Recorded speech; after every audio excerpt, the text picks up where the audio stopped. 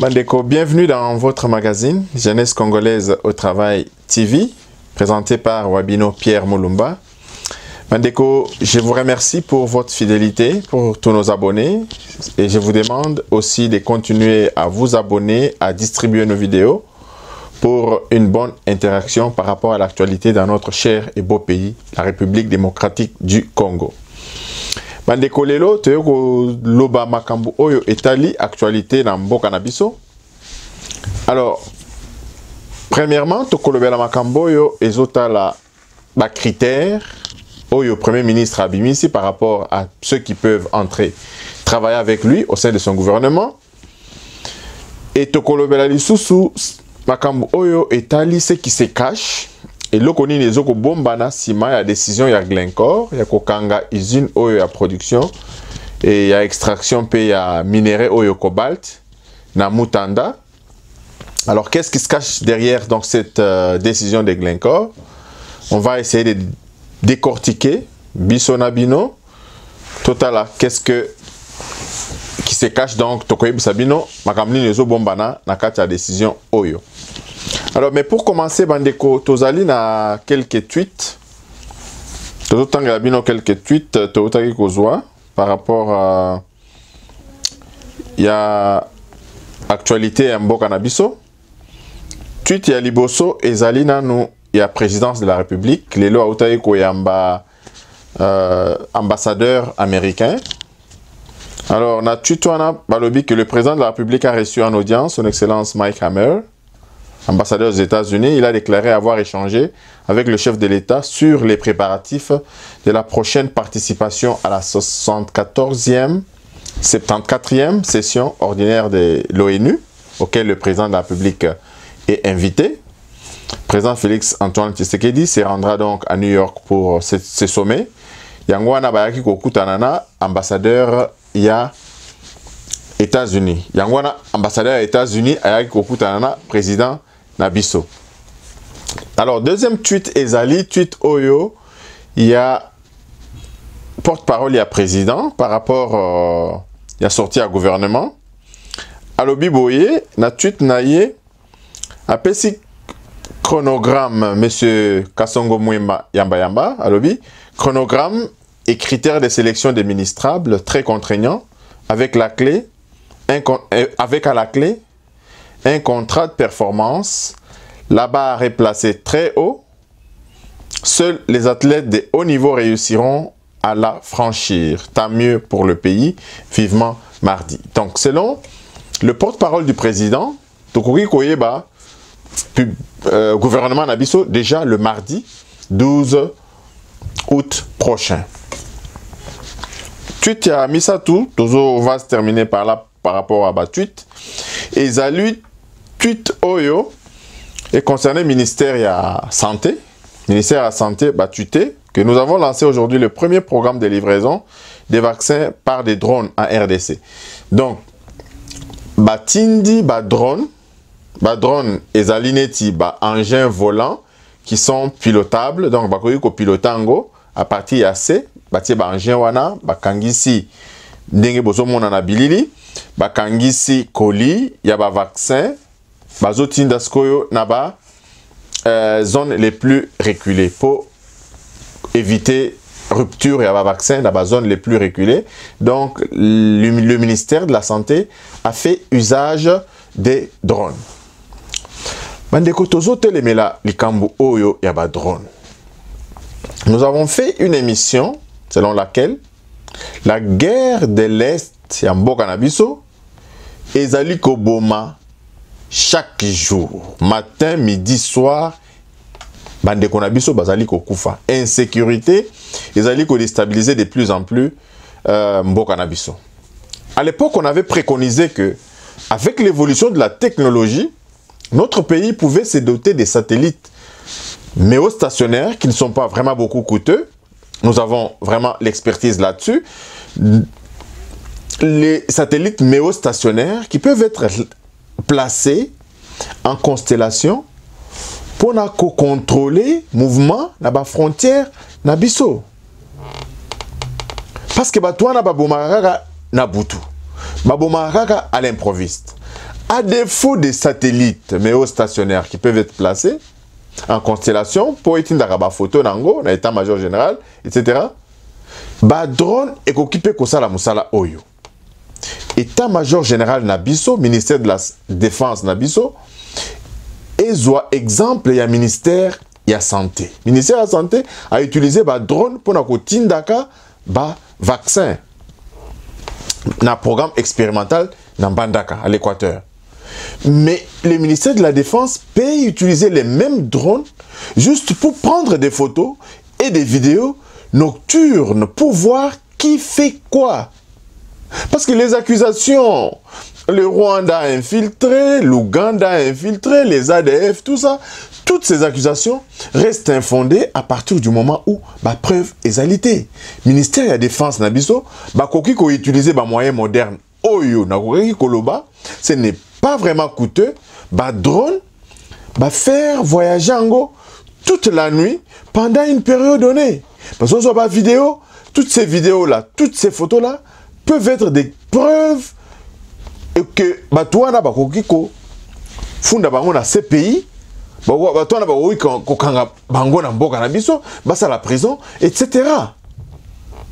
Donc, si les choses ne sont pas faites de cette façon, c'est que complicité ezali à l'interne, il y a le ministère de la Défense Nabiso. Parce que les moyens sont là. Raison pour laquelle toujours Senga Awa, président de la République, a fongola misu. D'abord, mesure à Liboso, président Zouaki, et Zalaki, balongolana no bato basi ba umelaki na est kuna. Cette mesure n'est pas encore suivie des faits à 100%. Cette mesure tarde à être réalisée à l'est de notre pays. Une autre mesure serait l'introduction de ces drones pour pouvoir changer la donne à l'est de notre pays. Bande konabiso bazo kufa. Ezali tragédie nationale. Insécurité oyo ezo lekana na est. Mais apparemment, biso na Kisasa, on danse, on chante et on va à des occupations en oubliant véritablement le problème de l'insécurité qui sévit donc à l'est de notre pays. Donc, raison pour laquelle, Bandeko, je lance encore une fois, de plus, un appel pressant à nos autorités militaires d'utiliser les moyens modernes pour pouvoir mener à bien cette guerre qui ne finit pas à l'est de notre pays. Sans vous le cacher, cette guerre a d'autres intentions. Bomoni, toutes les compagnies, Yabamine, Naest Kuna, les Chinois ont installé plein de compagnies d'extraction de nos minéraux. Ils ont des mines officielles. Basape na ba mine, la contrebande kuna pour l'extraction ya ba minéraux na biso. Bango ba kolingate ke mboka na est et si là, quand on sait les moyens dont disposent ces gens, je pense que la déstabilisation de l'est de notre pays, c'est encore une affaire qui va durer pendant longtemps. Donc, Bandeko, pour revenir à notre sujet du jour, les alliés, critères, le Premier ministre Sylvestre Ilunga a commencé ses consultations depuis mercredi à Yambaki Batoa, responsable il y a Cash, représenté par délégation à Cash, représenté par Jean-Marc Abound, à Yambaki représentation il y a FCC, représenté par Némi Mouilania, Basolo Linini. Mais c'est sûr que le Premier ministre a yebisi bango, a pesi bango ba critère na ye ya batu oyo alingi bakota na gouvernement. Donc il faut fongola kaka parenthèse moi moké parce que et pas na biso les choses se font toujours à l'inverse. Vu les urgences au niveau de notre pays, ces temps de consultation ressemblent plus ou moins à un temps perdu. Parce que Bissognon Sotomana Ozela, accord et à coalition FCC Cash. Nous nous étions dit qu'à la fin de ces travaux, à la fin de ces tractations, de ces consultations, le gouvernement devrait sortir dans les 48 heures qui devraient suivre. Depuis le 20 mai, Banomaki, Premier ministre, il devrait commencer ses consultations. Il devrait sillonner le pays. pour s'enquérir de la vraie situation au niveau national. Situation qui pourrait être intégrée dans son programme de gouvernement. Le Premier ministre est resté à Kinshasa sans rien faire. Ce n'est que maintenant, à la fin des travaux de consultation de ces deux plateformes, FCC Nakash, Ndé abandi ba consultation. Pour Nabiso, c'est vraiment du temps, une semaine ou 2 semaines, de perdu. Mais qu'à cela ne tienne, on ne veut pas être pessimiste à 100%, mais on aurait dû donc éviter ces temps de latence où nous continuons à attendre toujours le gouvernement pour les grands projets du président de la République. Alors, quels sont ces critères-là que le Premier ministre a donnés pour que liste ya bato oyo bako présenter bato na bazala ministrable? Première condition, Premier ministre alobi boye, n'est pas faire l'objet de condamnations judiciaires fermes en République démocratique du Congo ou à l'étranger.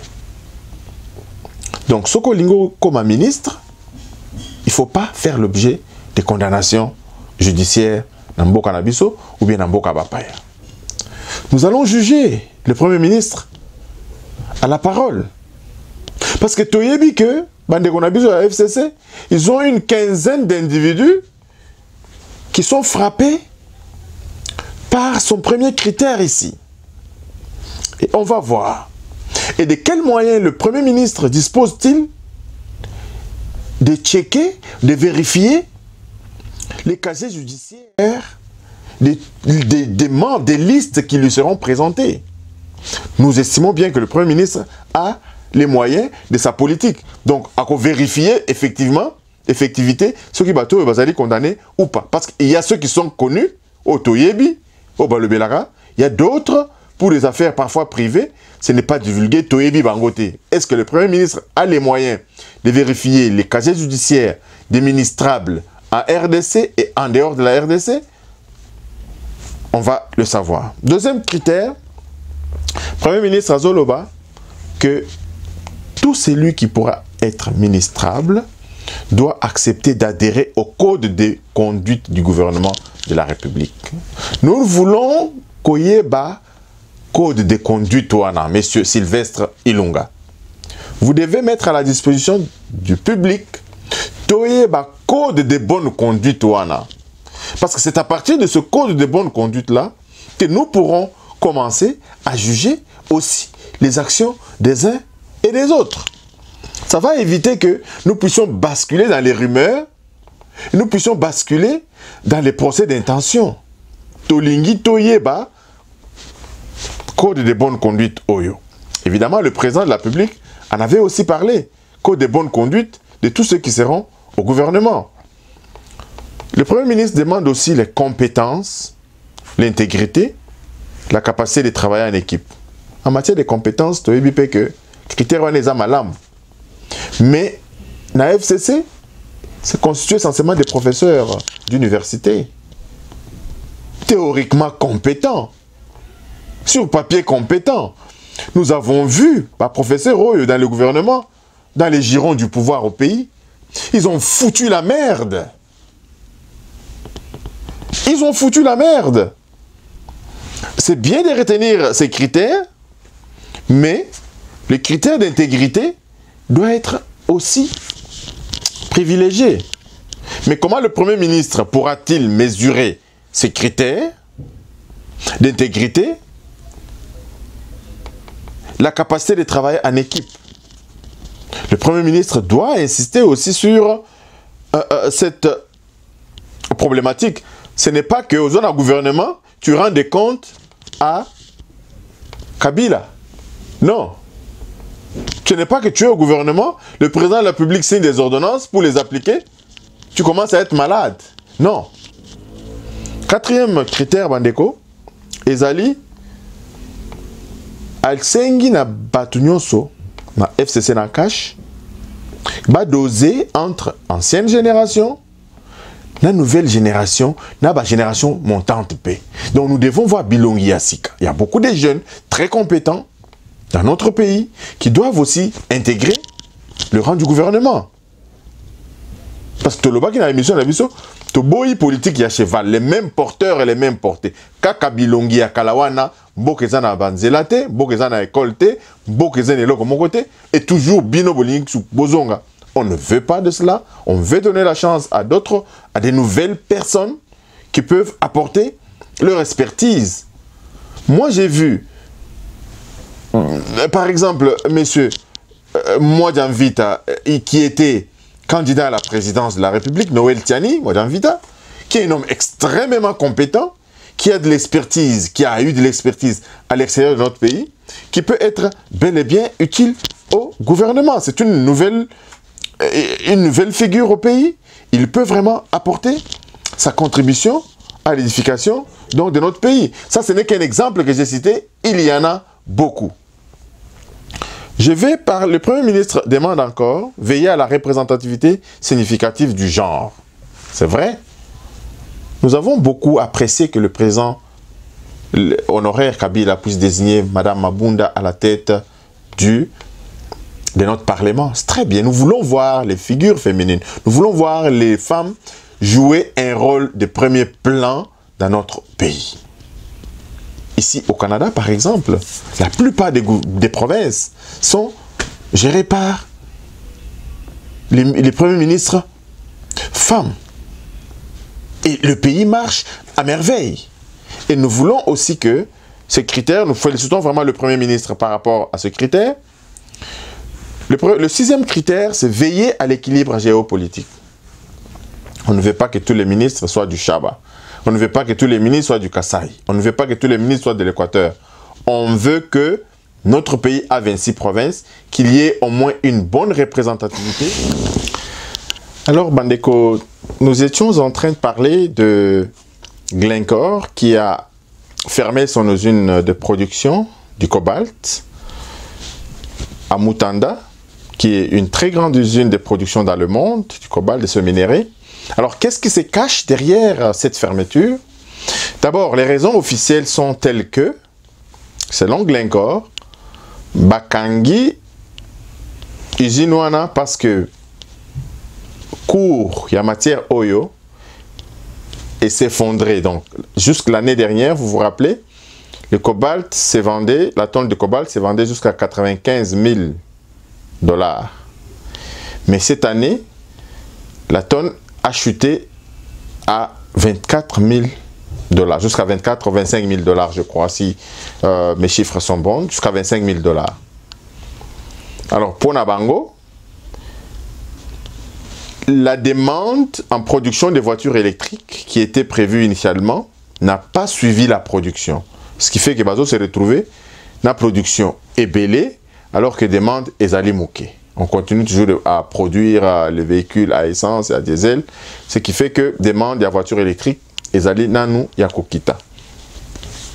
Raison pour laquelle s'est retrouvé dans la quantité ébélée à cobalt alors que demande est allée moquer. Raison pour laquelle suspendre production et à minerai Oyo. Mais en coulisses, Bandeko, nous avons appris que cette raison, certes fondée, quand on sait que la plupart des usines de production de véhicules sont en train, soit ne pas produire les véhicules électriques à 100%, mais ils produisent les véhicules hybrides. Hybride, ça veut dire ils ont fonctionné na carburant, ils ont fonctionné na batterie électrique. La demande peut être en baisse, selon Glencore, mais cette matière est demandée et beaucoup demandée dans le monde. Mais économiquement, ils ont raison, parce que s'ils disent que la demande a baissé, évidemment, ils doivent aussi baisser la production. Mais jusqu'à la fermeture, je pense qu'il y a anguille sous roche. Anguille sous roche, qu'est-ce qu'on apprend, Bandeko? C'est que, selon notre nouveau code minier, il faut bafouta sur base de la production annuelle. La taxe n'a pas été calculée en fonction de la production. Donc, si va produire bombi, bazozela bacour et mata parce que la taxe na biso ezo suivre penza taux de vente ya ba minéraux oyo ils ont déjà fixé en fonction de la production bazo banga koya kofuta bongo ebele koleka, raison pour laquelle bakangi production pour ne pas produire et par conséquent pour ne pas payer ba taxe. Parce que les taxes, ils allaient indexer sur la quantité de production. Voilà un peu une raison qui nous avait été fournie par notre informateur aujourd'hui, que nous sommes en train de vérifier. Mais cela aussi a pour conséquence la diminution des recettes de l'État pour l'exercice 2019 et aussi pour l'exercice 2020. Combien pourra être budgétisé dans le compte des taxes en provenance des industries minières? C'est un grand point d'interrogation. Donc, le président Félix-Antoine Tshisekedi doit ouvrir l'œil sur cette question. Comment est-ce que ces entreprises qui sont implantées, ces entreprises minières qui sont implantées au Congo, doivent payer leurs taxes? Et aussi, une autre solution serait de diversifier l'économie nationale. Ne pas baser toute notre économie sur les ressources minières. On peut développer notre tourisme. Nous avons des parcs qui doivent être réhabilités. Et ces parcs, pour la plupart, sont à l'est là-bas, qui sont des zones de conflit. Tozali, je suis content que le stade Tata Raphaël est en train d'être rénové. Ce stade a abrité le combat en 1974, le combat Ali et Foreman. Ce stade est un monument touristique. Le siège de l'UDPS, c'est un site touristique. Nous avons beaucoup de sites touristiques dans notre pays. Là où les déportés de l'esclavagisme de notre pays passaient, ce sont des sites touristiques. Dans le Bas-Congo, les endroits comme où vivait Simon Kimbangu, ce sont des sites touristiques qui doivent être valorisés, etc. Donc, un autre secteur porteur de beaucoup d'argent dans notre pays, c'est le secteur touristique. Notre musique, n'en parlons pas. Donc, il y a beaucoup de secteurs qui peuvent être des secteurs porteurs pour notre économie. Donc, la diversification de l'économie en République démocratique du Congo pourra faire en sorte que notre économie va aller de l'avant et la santé financière de nos budgets va augmenter, croissant de plus en plus. Je suis content pour les tracteurs qui ont été achetés dernièrement pour le site de Kanyama KCC. C'est très bien. Nous sommes un pays à vocation agricole. Nous avons des terres arables. Donc, la diversification de notre économie s'impose dans ces temps ici, au lieu de compter chaque fois sur les caprices, parfois des entreprises minières qui sont installées dans notre pays. Donc, voilà, Bandeko, ce qu'on avait à partager dans le cadre de notre émission d'aujourd'hui. N'oubliez pas de vous abonner à notre magazine, distribuer nos vidéos, envoyez-nous vos commentaires, vos observations, les informations et nous les diffuserons au cours de nos prochaines émissions. N'oubliez pas de cliquer aussi sur la cloche pour recevoir les notifications par rapport à nos différentes émissions que nous publierons. Merci Bandeko, Tokutani Bala Sima et au revoir, bye bye.